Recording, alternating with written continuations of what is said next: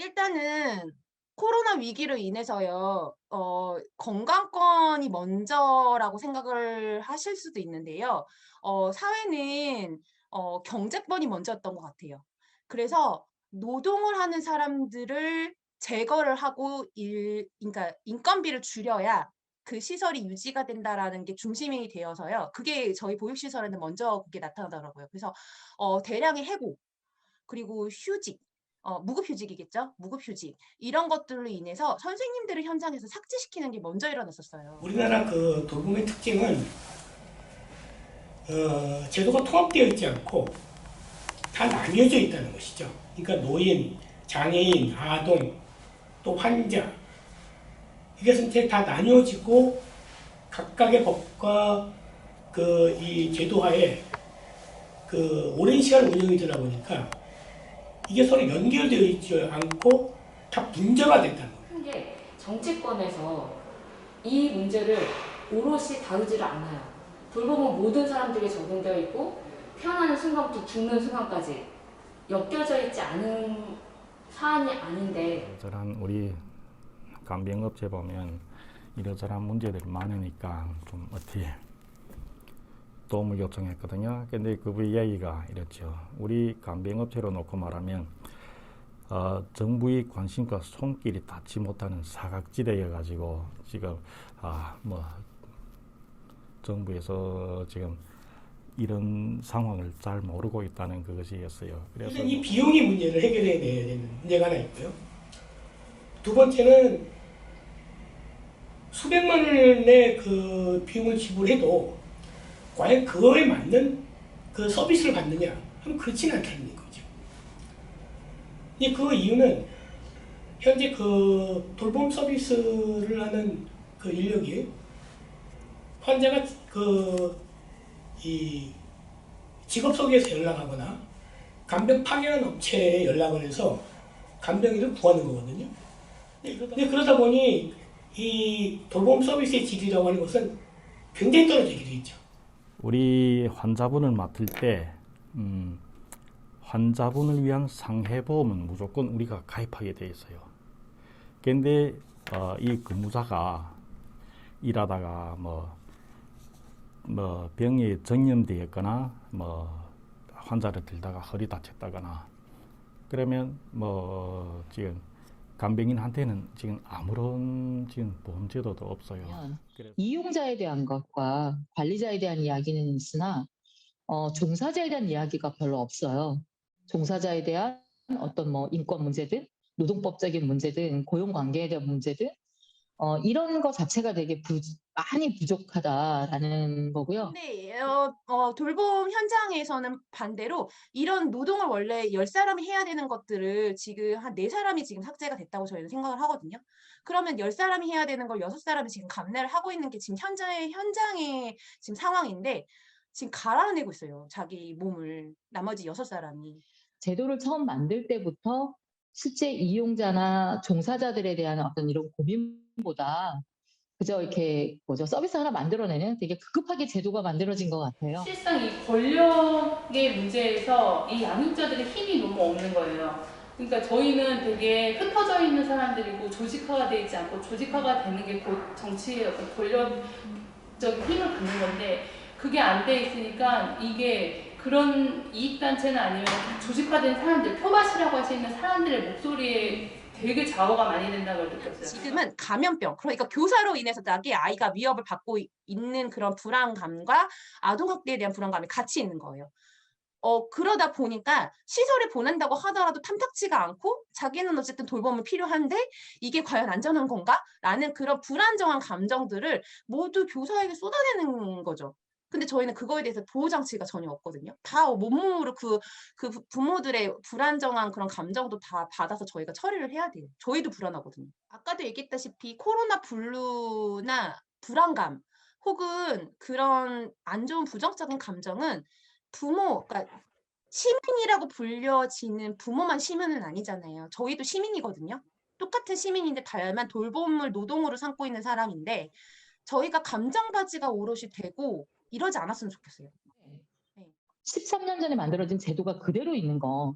세상은 많이 변하고 특히 코로나 때문에 막 그 정말 긴급하게 돌봄이 필요하고 돌봄이 정말 절박해지는 상황이 됐는데 이 제도는 13년 전 제도라 너무 오래된 구태한 그래서 서비스를 받는 사람도 불안하고 하는 사람도 너무 이렇게 불안정한 상태로 일을 해야만 하는 구조적인 문제. 저는 구조적인 문제가 되게 심각하다고 되게 많이 느껴졌습니다.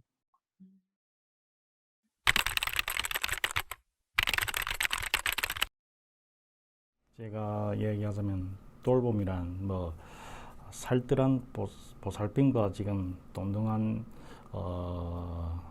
이야기라고 지금 생각하는데 어린 영유아부터 시작해서 노인까지 정말 저희가 태어나서 죽음까지 가는 이 과정이 다 돌봄이 다 필요하잖아요. 아니다. 생물학적인 여성한테 오랜 역사가 이렇게 그 역할을 담당해 왔지만 사실 그건 생물학적 여성을 국한된 얘기 아니라 모든 사람이 공유해야 되고 이 문제에 함께해야 될 필요가 있다라는 거를 많이 생각했어요. 그러니까 지킬 수 있는 근무 환경, 인권 존중, 그나마 없었던 것들이 더 없어지는 이런 것들을 조금 지킬 수 있는 인권 존중할 수 있는 그런 시스템, 그리고 연대의식에 대한 회복 같은 게 있는 곳이 그래서 좋은 돌봄은 받는 사람도 서비스를 주는 사람, 하는 사람도 서로가 안전하고 또 편안하고 안정감을 줄 수 있는 그런 게 될 수 있는 환경 그리고 그렇게 할 수 있는 대반들이 만들어지는 게 살뜰한 돌봄은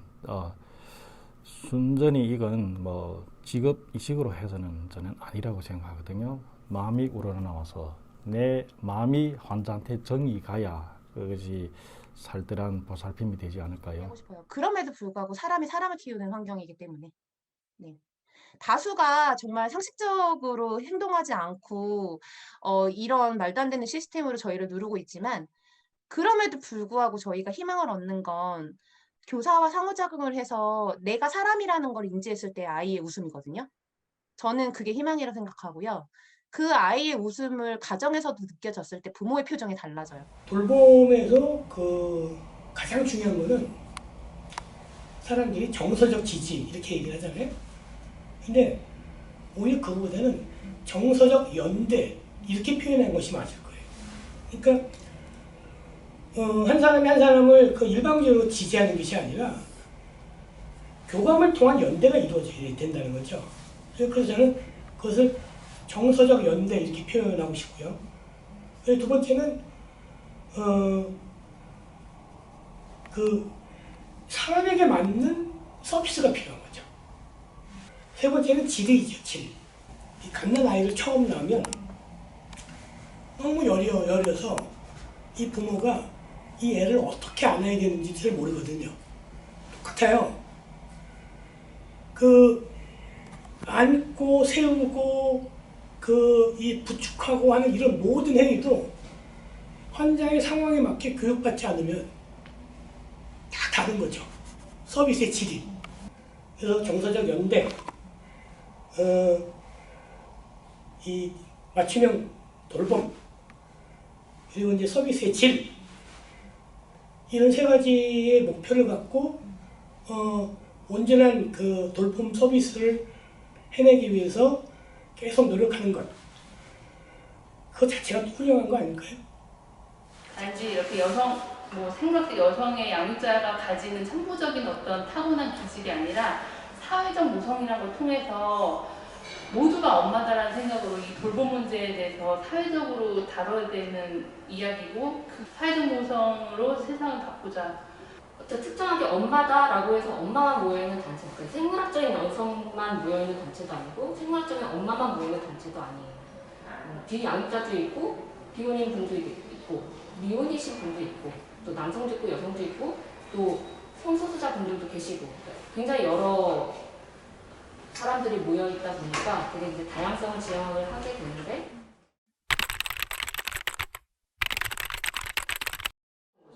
그러면 대체 어떻게 하면은 우리가 같이 살아갈 수 있는 세상을 만들 수 있지? 당신은 그러지 않았는가? 아기였을 때 돌봄을 받지 않았는가? 당신이 이렇게 성장하기까지 누구의 도움을 받고 보살핌 받고 여기까지 왔을까요? 라고 대집어보는 그런 질문을 저는 국가가 해야 된다고 보거든요. 최근 기사에 문재인 대통령 보육 공약에 대해서 이제 기사가 하나가 남겨 있는데 보육 공약 중에 검토조차 안 한 보육 공약이 되게 많더라고요. 거의 90%가 이행이 안 됐더라고요. 저희하고 사안이 되게 먼 것 같지만 저희가 이렇게 돌보면서 매일매일 하는 게 식생활, 누군가를 먹이기 위해서 저희가 식자재를 사잖아요. 근데 거기까지였는데 사실 그걸 만들어내는 사람들이 거의 지금 농촌에 이주 노동자 없이는 저희가 그 음식물 공급을 받지 못할 정도로 지금은 그 노동력이 다 이주 노동자들이 그걸 다 재배하고 있는 상황인데 이 함께 살아간다는 문제에서 배제되지 않고 그 사람들의 그 노동 그 주거권과 그 노동권이 인정을 받아야지만 우리 역시 뭔가 합당한 먹거리를 먹을 수 있다라는 문제의식도 있었고 이 정부나 그런 이렇게 정책을 만드는 사람들도 오랜 기간 뭐 보육기관이면 보육기관 장들만 만난다든지 교육부도 뭐 교원단체들 상대로 많은 이런 논의 테이블을 한다든지 그래 왔다면 이제는 이런 당사자들의 목소리를 많이 들어야 된다는 생각을 많이 하고 이게 너무 절실한 문제거든요. 이 돌봄이. 그러니까 간변 노동 중에서 감염되었거나 사고를 당했을 때 산재보험이 적용되었으면 좋겠다. 비용에 따른 수가 체계를 갖다가 따로 만들어야 됩니다. 해결할 수 있는 방법은 조세가 아니면 건강보험밖에 없거든요. 소위 그 사회보험이라고 하는 거는 십시일반에 걸리자는 말입니다. 예. 같이 다 내서 필요한 곳에 쓰는 거거든요. 이렇게 하는 것이 그 민간보험에서 개개인이 간병보험을 들어서 해결하는 것보다 훨씬 싸다는 거죠. 그리고 충분히 설득해야 되죠.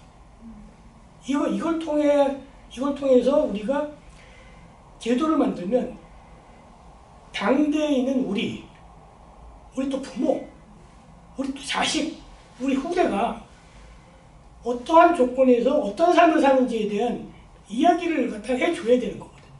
예. 이게 개개인이 간병보험을 드는 것보다 훨씬 더 유용하고 이것이 올바르다고 하는 것을 국민들한테 그건 교육을 해줘야 되는 겁니다. 저는 그건 정부가 할 일이라고 생각을 하는 거죠. 저희는 계속 문제 제기를 하는 건 우리 노동자들 입에서 존엄케어 얘기가 나오고 있는 거잖아요. 저희 노동자들이 존엄케어 하고 싶다고 저희는. 왜냐하면 저희 부모님들도 서비스 받고 있기 때문에 저희는 존엄케어 하고 싶은데 왜 존엄케어를 위한 보장을 안 해주냐라는 게 저희가 노동자들이 저희 제기하는 문제예요. 보육시설은 아동학대, 노동 위반, 인권 유린 3종 세트 기관이에요. 네. 그래서 이런 보육시설에 대해서 처리할 수 있는 단독기관이 생겼으면 좋겠어요. 특히 지금 코로나 시대 때는 더 필요한 것 같아요. 아동 대 교사 비율을 반드시 축소를 시켜야 된다고 생각해요. 많은 국민들은 지금 외면하는 직업이고 언어가 통하지 않은 외국인 근로자들도 할 수가 없는 상황이고 언어를 사용하는 돈포분들만의 이 항업에서 활동할 수 있는 상황이지만 지금 우리 돈포분들은 뭐 비자라든가 여기 간병업체에서 지금 일할 수 있는 요구 조건이 구비되지 않고 있어요. 좋은 정책이라든가 뭐 좀 베풀어 주셨으면 아주 고맙게 생각하겠고요. 우리 동포분들은 뭐 나라와 나라지간의 문제는 모르겠고 그래도 우리 동포분들 이게 모국당이고 언어가 통하니까 쉽게 찾아봤잖아요. 그래서 좀 더 좋은 정책들이 많았으면 좋겠어요. 좀 마음 편하게 일할 수 있도록. 특히 저희 노인 돌봄은 돌아가시기 전에 어떻게 보면 마지막을 저희 요양보호사들이 많이 지키고 있습니다. 그래서 인생을 마지막을 마감하시는데 의미도 있고 살아온 보람도 느끼실 수 있을 그 순간들을 기억을 저희가 도와드리면 좋겠다는 생각을 저도 일하면서 많이 했었어요.